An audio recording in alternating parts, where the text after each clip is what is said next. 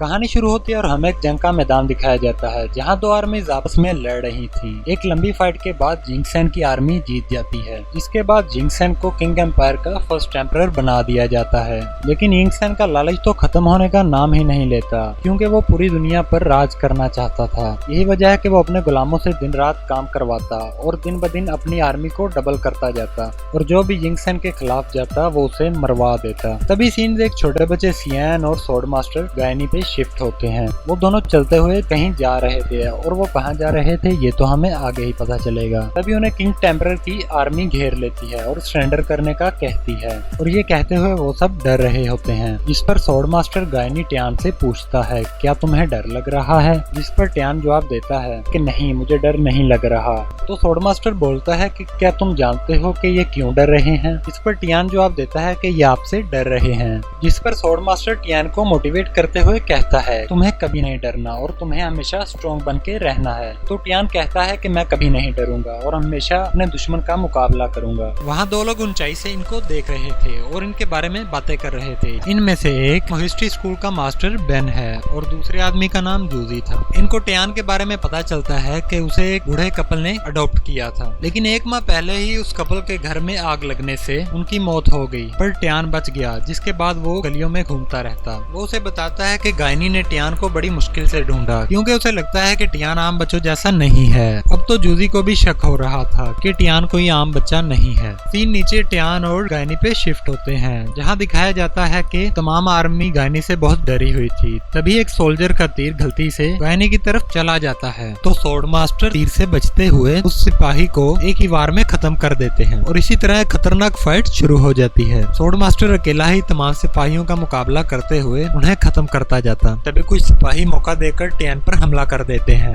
ये देख sword master tan को बचाने के लिए आगे बढ़ता है, पर तभी कुछ सिपाही उसे हमला कर देते हैं। वो ट्यान को तो बचा लेता है, लेकिन खुद बहुत ज्यादा जख्मी हो जाता है। लेकिन फिर भी हिम्मत न हारते हुए वो उन सिपाहियों से लड़ने लगता है और किंग की आर्मी को मौत के घाट उतार देता है। दूसरी तरफ एक जख्मी सिपाही किंग के पास पहुंचता है, जो उसे स्वॉर्ड मास्टर और उस बच्चे के बारे में बताता है। जिस पर एम्परर बहुत गुस्से में आ जाता है और कहता है कि कैसे उसने मेरी 300 लोगों की आर्मी को खत्म कर दिया। असल में एम्परर स्वॉर्ड मास्टर को इसलिए मारना चाहता था क्योंकि स्वॉर्ड मास्टर के पास एक तलवार थी और वो उस तलवार से किसी को भी खत्म कर सकता था, और किंग को इस बात का डर होता है कि वो मेरे खिलाफ कोई साजिश न कर रहा हो। तभी महल में एक और एम्परर लाइसी आता है। वो जिंगसेन को बताता है कि तुम जितनी भी आर्मी जमा कर लो, लेकिन तुम स्वॉर्ड मास्टर गायनी को खत्म नहीं कर पाओगे। मैं जानता हूँ उसको कैसे खत्म किया जा सकता है। लाइसी उसे मजीद ये बताता है कि स्वॉर्ड मास्टर गायनी की ट्रेनिंग गोस्ट वैली में हुई है। गोस्ट वैली के मास्टर्स हमेशा दो ही शिष्यों को ट्रेन करते हैं, जो बड़े होकर एक दूसरे के दुश्मन बन जाते हैं, और वो दोनों एक दूसरे से काफी अलग भी होते हैं। अब हमें दूसरा स्वॉर्ड मास्टर ढूंढना है जो कि गायनी का दुश्मन है, क्योंकि वो ही गायनी को खत्म कर सकता है। अगले सीन में हम देखते हैं कि लाइसी अपनी फौज के साथ दूसरे स्वॉर्ड मास्टर को ढूंढते हुए जंगल में चला जाता है। एक जगह पहुंचकर वो एक लड़की कायली से मिलता है, जो कि स्वॉर्ड मास्टर की असिस्टेंट होती है। वो उसे वहाँ से वापस जाने का कहती है, पर लाइसी उसके बॉस से मिलने की जिद करता है, जिस पर कायली उसे अपने बॉस यानी कि जिंगसेन के पास ले जाती है। और हाँ दोस्तों, यही वो दूसरा स्वॉर्ड मास्टर है जिसने गायनी के साथ ट्रेनिंग ली थी, और वो गायनी से शदीद नफरत करता था क्योंकि गायनी उससे ज्यादा ताकतवर था। खैर लाइसी उससे मदद मांगता है और गायनी को मारने का कहता है, जिस पर वुइजोंग कहता है कि तुम लोग आज जो कुछ भी हो हमारी वजह से हो। इस पर एक सिपाही को गुस्सा आ जाता है और वो वुइजोंग को बुरा भला बोलने लगता है।